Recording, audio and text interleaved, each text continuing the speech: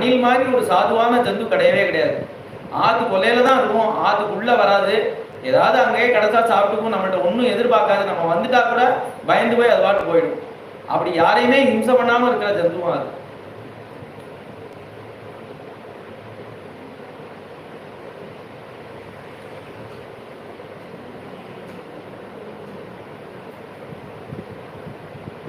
இது மாதிரி கைங்கரியம் பண்ணிட்டு இருக்கு. ராமர் வந்து ஹனுமான் அங்க கைங்கரியம் பண்றாரு, அங்கதான் பண்றாரு, இவ்வளவு பேர் கைங்கரியம் பண்ணிட்டு இருக்கா. அது அவ கைங்கரியம் எல்லாம் இவர் கண்ணில் படலையும். இந்த அணில் பண்ற கைங்கரியம் தான் ரொம்ப பெருசா பட்டுதான் ராமருக்கு.